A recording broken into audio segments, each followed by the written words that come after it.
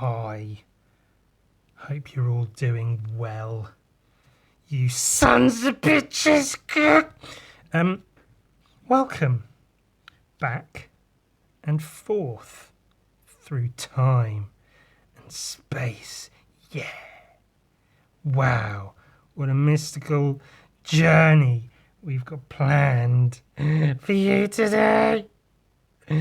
Not really. I don't have much special planned at all, other than fucking melting. It's quite warm at the moment over here in merry old England. I have my window closed for this, because I get a little bit embarrassed that if I be loud, people will hear me, and then they'll like look up at my window and be like, "The fuck is going on?" You know, if I yell, "You sons of bitches!" too loud, because I'm pretty much next to my window as I sit and record this. Of course, I'm aware, you know, my neighbours below can probably hear, but, you know, fuck them. They're idiots. The astute of you, and I know I have some particularly astute followers who watch these things, may recognise this visage. Is that word? Our word. This visage that I made, the face. It's fucking. Obviously, it's Aku from Samurai Jack. I think that's his name. I don't know. I never watched the show. My good dear friend Samael, who I've mentioned many a time before, is a big fan of the show. He's shown me a few clips of it, and I think it looks really, really good. They do some really cool things with the animation and such, and I think is quite smart, very good stuff. But it's just not something I've really taken the time to sit down and fully appreciate, as I maybe ought to have. I may do one of these days, but who knows? But someone commissioned me to paint Aku, and I said, sure, I could do that, no problem, can't wait. And then I had to actually look up what the fucking Aku was. Jesus, I'm not some fucking nerd watching cartoons and shit. Unless it's hentai. See, because... Do you know what always disappointed me? Out of all the hentai and stuff that exists,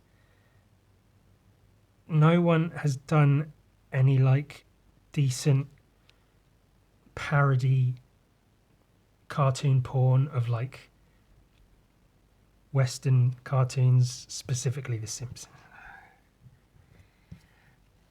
Because there are, like, you can find Simpsons animation porn, but it's really, like, flash animated. It's not good at all. And some of the hentai stuff, it gets really, really decent animation. They're obviously either both skilled or have very high production value or budgets or whatever. But the other stuff, like if for instance, if I were hypothetically looking for Simpsons porn, there's not any good stuff out there. Some of the still images, JPEGs, can be quite good here and there, but it's kind of a bummer. I think that's partly why I ended up drawing so much when I was a kid. I really wish I still had some of it, but I think, as I've mentioned, I got rid of it all for fear that it was found someday and I'd be outed as the perverse person I am. Of course, nowadays I'd be fine with it.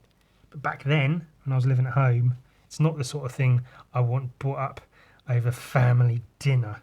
Yeah. I don't know how or why I got onto that subject. Animation. I like animation. It's especially porn. I think that's where I was going. Not re- I don't. I'm not even that into hentai really.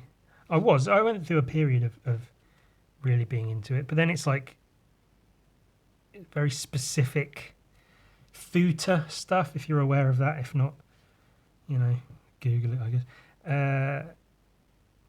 But otherwise, sort of, it was all kind of meh, quite samey sort of stuff. I don't know, not my jam. But I guess it's the same with anything. It's the same with any kind of porn. There's a lot of it out there, but for the most part, it's all fairly dull. And same with music, art, movies. Most of it is sort of meh, whatever. And then you dig long enough, you find the gems, and then you save them into a file and keep hold of them for years and years to come. And I have, it's more younger people obviously, but I have seen people say, why nowadays, why would you save porn? Like, it all streams. Why would you have it downloaded? And part of that, I guess, is left over from when I was growing up with the internet. Stuff didn't stream, so it was all downloaded. And also, if the internet goes out or something, then I suddenly don't have access to any of my porn. So I have it all downloaded, categorized in folders and such. And also, there is a thing, especially nowadays with streaming services, how I think Amazon either was going to or did do it, where they can delete shows from their service, and then if you've bought that show or paid to be able to watch that show, you suddenly can't anymore. Even though you've paid for it, you can't watch it because they've removed it, which is shitty. I mean, obviously, there's a difference between you're paying for the ability to watch it more so than paying for the thing. You don't own the file, you're just buying the ability to access it, or something like that, I guess. But still, it's like, if you've paid, especially because there is a difference between buying and renting, which you can still do online. So if you're going to buy a thing, you expect to be able to watch the thing again and again. But then if they remove it, and it's like, well, thanks a lot, but I paid for that, so what the fuck? And same with fucking porn. Especially if I'm paying for my porn, it's mine. And I encourage everybody to pay for porn as and where they can, just as with art and whatever. Especially if it's, made by independent creators as opposed to big studios and such. That's always the best stuff anyway. Have you seen a Four-Chambered Heart? There's some really, they get a little bit artsy-fartsy with it, but they're really, really, really good, smart, creative producers of pornography. I highly recommend them and what they do. I had no intention of talking about any of this, actually. I was gonna. I've got the old MySpace questionnaire questions open again, because I know I only got through really a few of those a few weeks ago when I did that. So I thought I'd continue, because it was it gave some quite good topics of conversation, stuff to talk about. So I thought that could be fun to do again. Yeah. It might not be, but we'll see. But that was my plan, and then all of a sudden, oh look, Ewan's talking about porn again. What a fucking prize. I never ever would I have thought I'd see the day where Ewan's talking about porn again. I should lay off for a bit though. Like anything, you get I don't know what the word, dull. Your senses get dulled. I don't know. It loses its you lose interest in it, I guess. It stops having an effect. So I need to chill for a bit, which, it happens now and again. Just leave it for a bit, a week or so. and then jump back in and come everywhere. Boy howdy, ooh-wee, ooh-wee. What's that guy's name? Mr. Poopy Butthole, that's it. I had Mr. Meeseeks in my head, but I guess they're all voiced by the same guy, aren't they? So of course they all sound the same. Mr. Meeseeks, look at me. Oh, we can do. Ah, jeez. I'm Morty.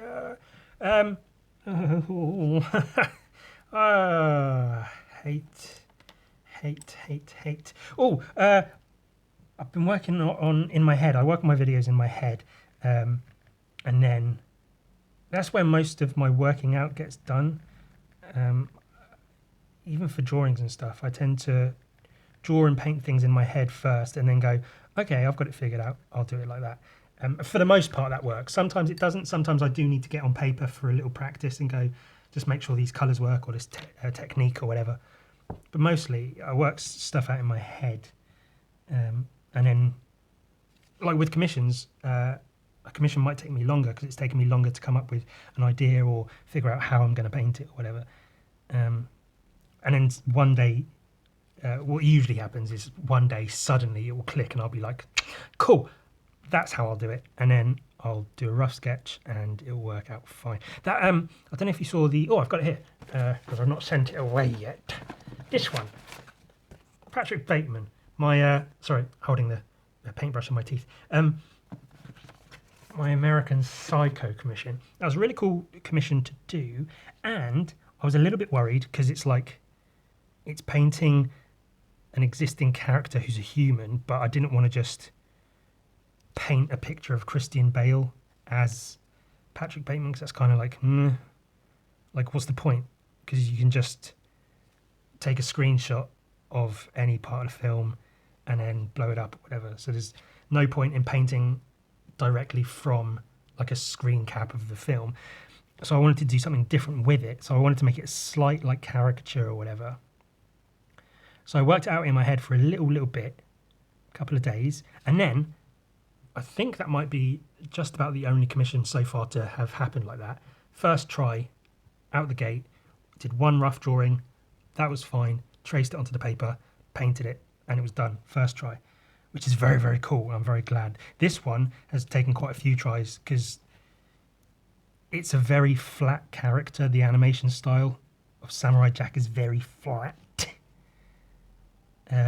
So it was trying to add a bit of form and texture into what would otherwise be a very flat piece of artwork. So I just about got it. I think it was about 4 or 5 different drawings I'd worked on to get to this point. And I'm happy with how this is looking so far. So this should come out as quite a nice one, which will be good. Do want to always give my best when people are paying for the work. Which, especially these last sort of couple of weeks, I've been noticing I've been feeling very drained creatively. Which happens anyway. Obviously, you get burnt out doing anything again and again and again. Working any job anywhere, you get burnt out. But with being creative, it's because you're not just drawing every day, because that's like, having to do it every day can suck, but at the same time, it's like, meh, but it's drawing. It could be worse, whatever. But it's when you're doing commissions every day, you're not just drawing, but every drawing, every painting has to be good because it's paid work. It's not just, drawing in my sketchbook for a bit. Oh, that's not great, but whatever, I'll do it better tomorrow. It's, this is a paid piece. This has to be good. It has to effectively be as close to my best work as possible. And that takes a lot of fucking energy, mental and, creative and whatever else, physical, I don't know. I just want to make sure I keep an eye on the time. I don't want to spend 5 hours talking about absolute shite and have nothing interesting. Maybe this has been interesting, this impromptu talk about fucking whatever. Shall we answer some questions? I can't remember exactly where I left off on the list of questions last time, so I'm starting at 25 because I think that's roughly kind of sort of about where we were at in the before times, if you remember that far. So question 25 is, do you prefer talking on the phone or video chatting online? It depends who it's to, I guess. Because if it's, I was speaking to my mum on the phone the other day, and that was like, fine, I'll speak to her, cool. But a phone call is sufficient. And I would like to keep it that way. I would never want to video chat with mum. No offence to my mum, but I don't need to see her when I'm talking to her. I can just... Plus, then she'll see me rolling my eyes when she talks about how horrible it is having to wear a mask. So, in that case, definitely prefer the video call. Otherwise, if it's like a good friend or whatever, then I'm happy to video call. You can pull funny faces with your friend and show things. Look at the drawing I'm working on. Look at my penis. Show me your tits. Get your fat tits out, love. Go on. So, yeah, in some cases, video chatting is better. Yeah. The paint dries up very quick when it's warm like this. Especially with the fucking window closed. It's for my benefit as much as it is the people outside. I don't want to force myself into their day. They're just doing what they're doing, and then suddenly there's some prick shouting out their window about vaginas and fat tits. So obviously a large part of it is to save myself from the embarrassment, but it's also because I'm a thoughtful bastard. Yeah, it's about other people. It's not just about me. It's mostly about me, but it's also about other people. But it's mostly about me.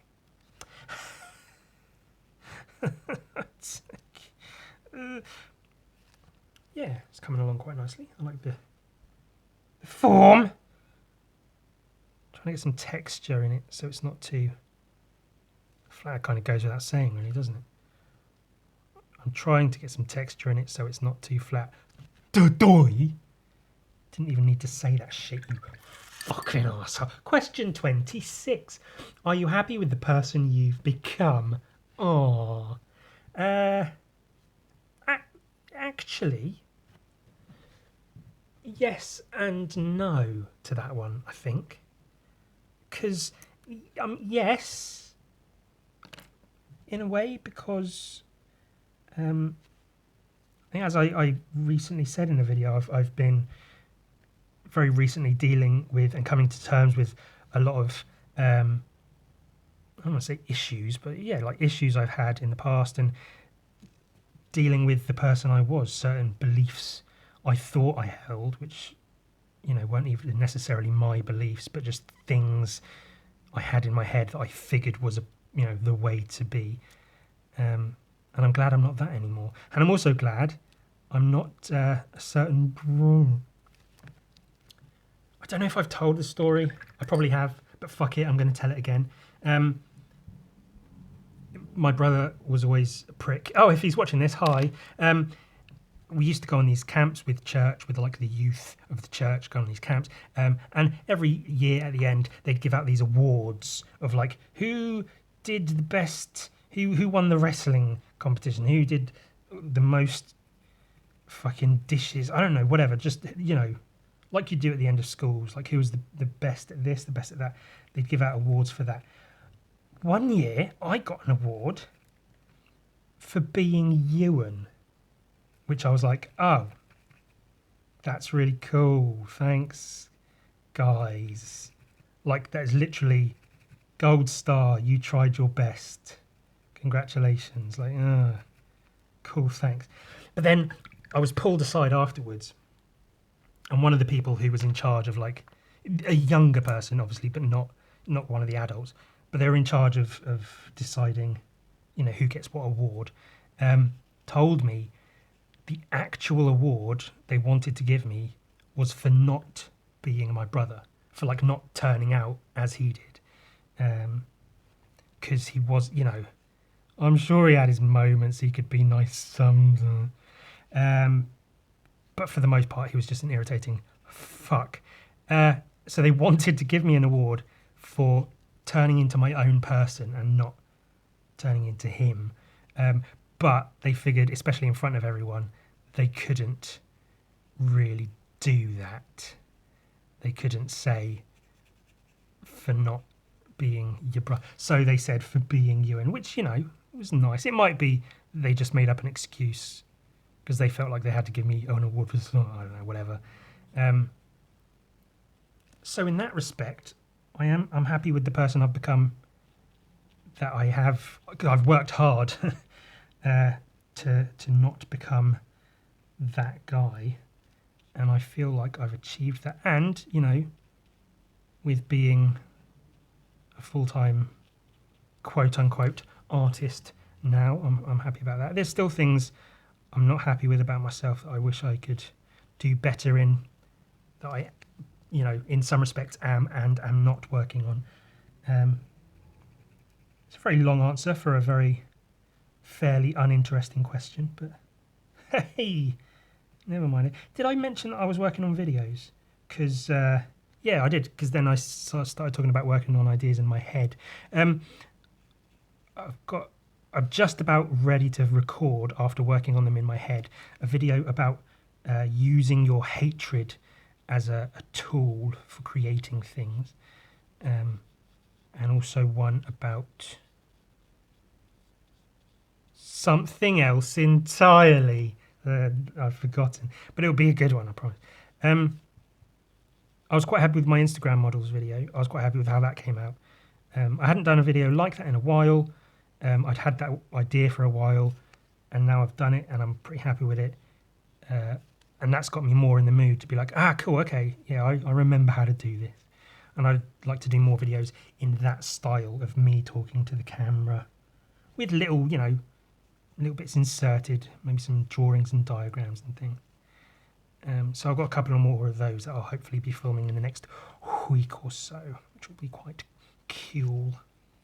As well as, you know, the standard art of a different artist videos and this and that. Question 27. What's a sound you hate and a sound you love? Ooh, that's quite a... Well, I wouldn't say an interesting question. What's a sound I hate?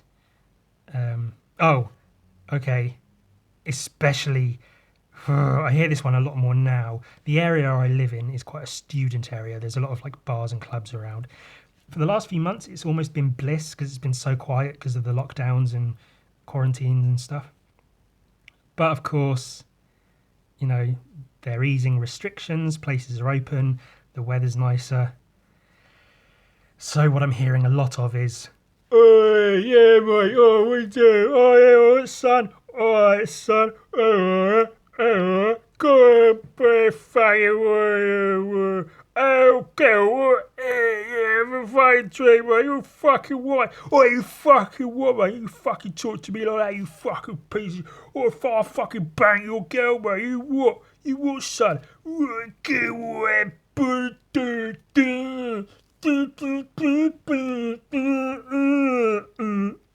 a lot of that around this area, which infuriates me constantly. Just lads, fucking lad culture is like one of the most awful things on the planet. Not to mention, it's the culture of lad, of whatever, is horribly like, you know, fascistic and misogynist. You know, they're basically racist, supremacist, those sorts of people. You know, that's an extreme way of looking at it, but they basically are just hooligans and fucking Neanderthal idiots. all the sports guys who all got all the girls because they were popular in school and they were big and strong, tall boys who had muscles. Whereas I was average height and weak looking and weird looking. So that's partly why I got good at drawing, I guess. But also, they're just fucking annoying, and I cannot stand that fucking cadence, because it's a put on. Because you don't talk like that. You don't talk like this on a daily basis. Some people do, but they're fucking idiots. But for the most part, you don't talk like that. Like, that's a put on thing that you do on purpose to sound fucking big or whatever that. Oi, son, come on, oh, you fucking wow, keep at it, petit. Fucking hate it so much. Oh my god. Makes me want to shit in my own throat. But a sound I love is the sound of silence. That song, "Hello, darkness, my old friend. I've come to talk with you again, because a vision softly creeping left its seeds while I was sleeping, and the vision that was planted in my brain still remains." Also, silence, as in lack of sound, is my favourite sound. But also, I don't know. I like music. I really enjoy music. Lots and lots of music. But also, for the most part, like, I really think I'd enjoy being deaf. Because sometimes, even when I'm drawing, I get sick of the fucking sound of the pen on the paper, just scratching or whatever. And I just want it to stop, and I'm like, I need to get this drawing done, but this fucking... Obviously, you put on headphones and, you know, you can drown it out, but it's just like, just sounds are just fucking irritating, you know. I don't know, the sound of shit cooking is quite nice. The little, like, boiling, bubbling sound is quite a nice sound. What an interesting topic of conversation.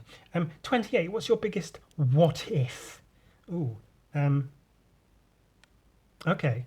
Well, the answer the person's put is like a what if in the past, like what if I did this instead of this back then. But in my head, that's like a what if, you know, more of a future tense thing. Like, what if I was born a girl or a biological cisgendered girl instead of whatever the fuck it is I am now, a man, I guess. I don't know. I don't really do what ifs. Because I'm a boring cunt. Let's take a break right now and look at an art book. I think I've shown this book before when I showed off my inspirations, as I did in a podcast episode. But I want to look at this book again because I like it. It's Hellboy, the first 20 years of Hellboy. Mike Mignola, artist of and creator of Hellboy. There's a bunch of words and introduction. Like I give a shit about that. I believe this is the original concept art of Hellboy, what he was originally planned to look like. He doesn't have his big fucking hand. Fucking cool. But yeah, like I say, I just wanted to look at this book again because it's full of good drawings and such. Like, that's, you can see the pencil lines and shit. The original inked pages of the comic. Just every piece would make an amazing, like, large-scale print on a wall, wouldn't it? Love that. I've seen that imitated in a few places by a few artists, and rightly so, because it's quite fucking cool. It's a really good piece of a word that I can't think of right now. Layout, I don't know, whatever.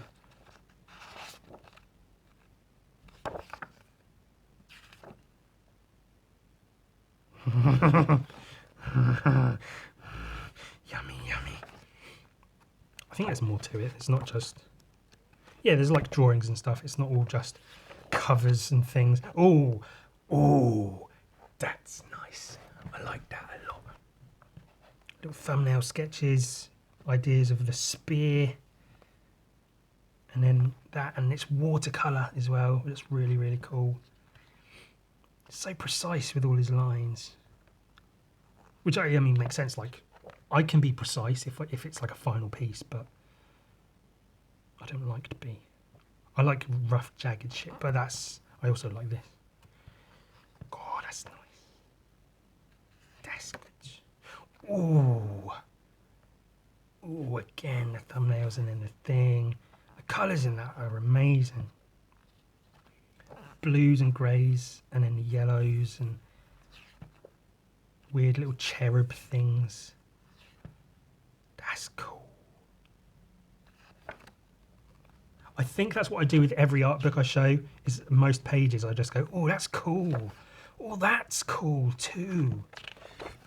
Oh, that's really cool. Ooh. I don't know how well it shows on camera, but you can see the difference in values of the blacks.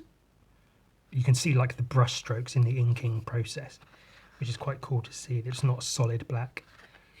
And you can see where he's whited out lines and things. It's cool. That's cool. These are really cool as well, actually, because that's just like, what, 4 pages of a comic? Just like a really short story, which is one of the things I love about Hellboy, is that they're long form, like, 20, 40, 50, 80 page stories. But there are also little ones like this, like 2, 4, 6 pages long. And all told without words. Like, this might have had words later on, but it doesn't really need words. You get the gist of what's going on just from the pictures, which is cool. And Mignola's a very good one for that as well. Visual storytelling, which I've always said with comic books should be you should be able to tell the story without words. Something like Watchmen or anything Alan Moore's written, the words are a pretty important part because it's quite dialogue heavy and the story's dense, so you need to explain a lot. But in general, for like comic books, you should just be able to flip through and figure out the story from the visuals, because that's like, otherwise why even have pictures?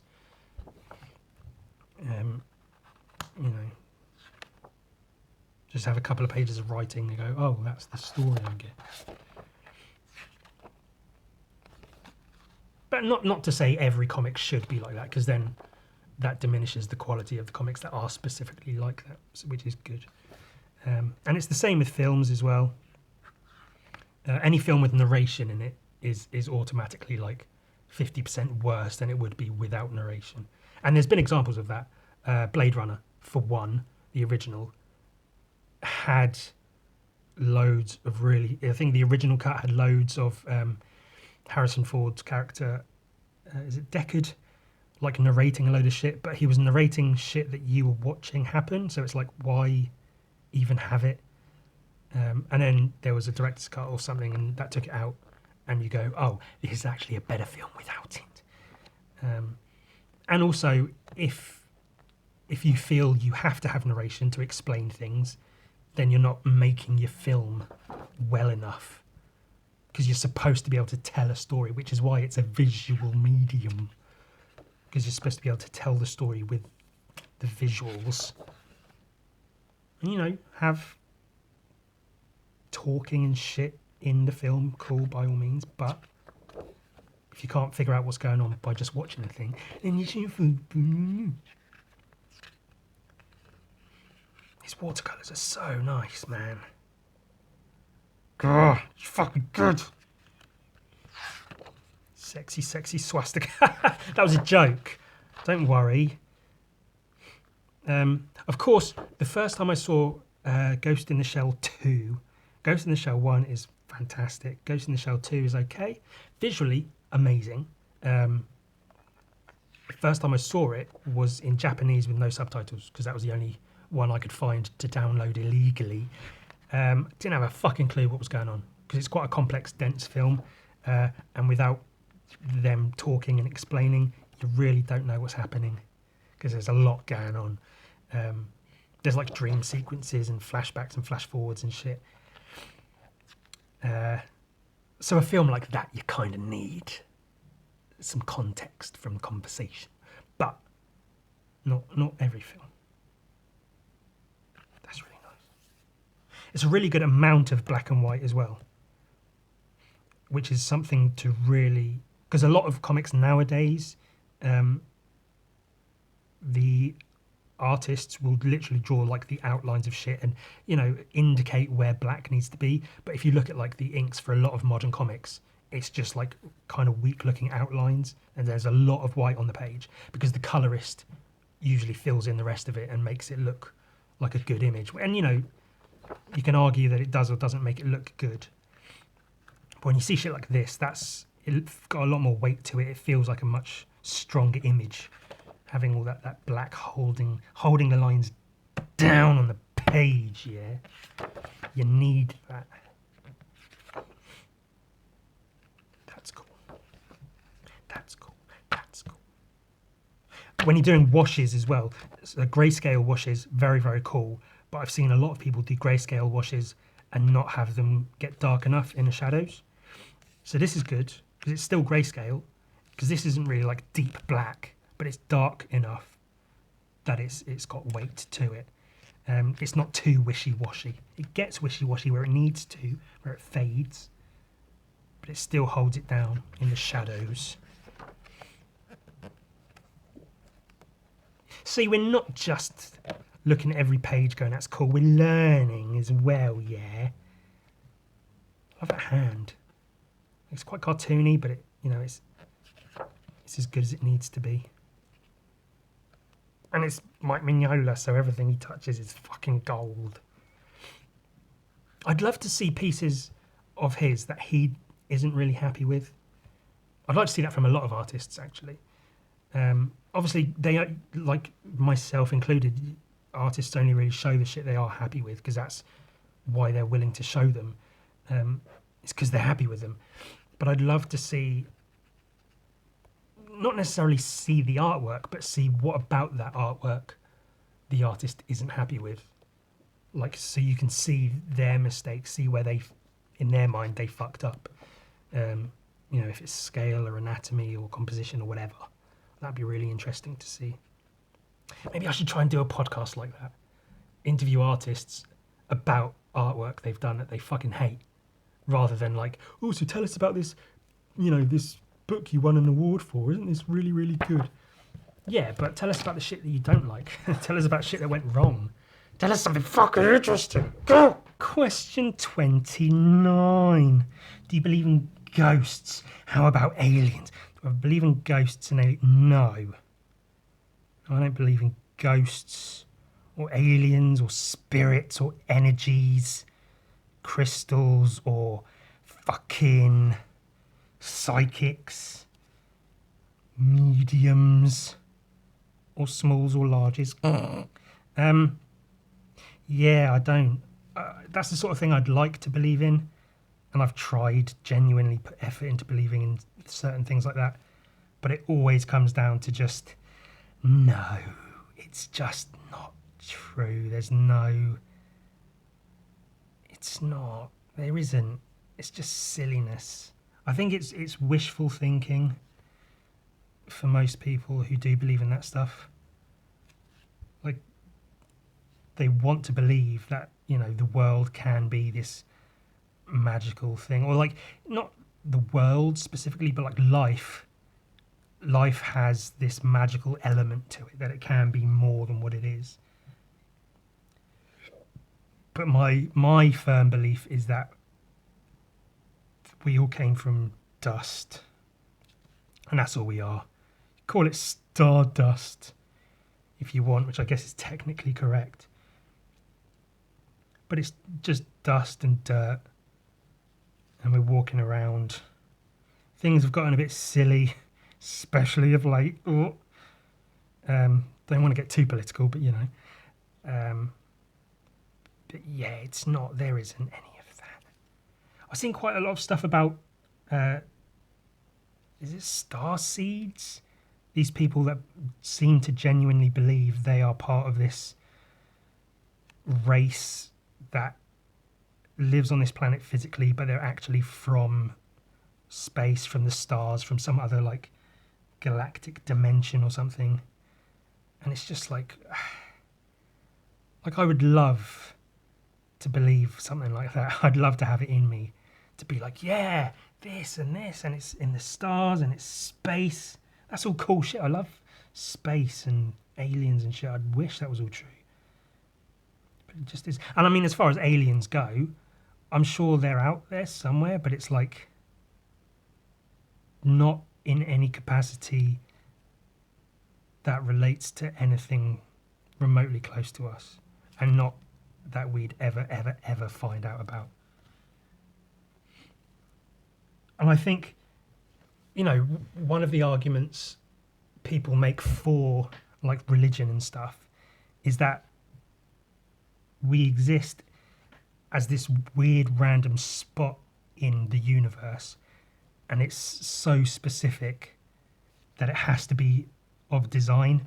But my belief is the complete opposite is true for the same reason. That the fact that we exist as we are shows that it's a complete accident that we happen to be here.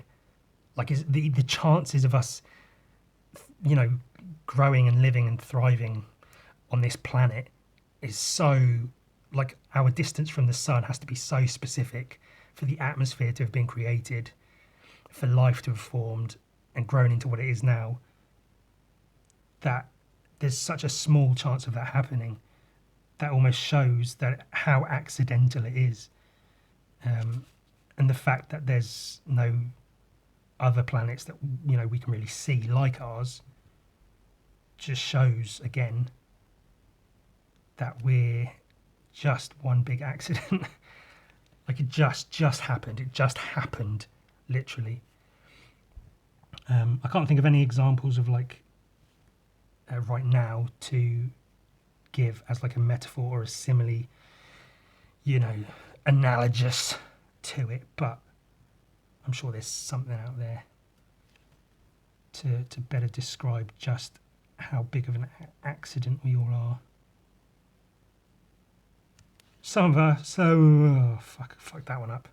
Oh, that was going to be fun. Some of us are more of an accident than others. See, because it's never been said, but pretty sure I was an accident. And then my parents said, I think we'll leave it there. And that's probably time. So I think we'll leave it there.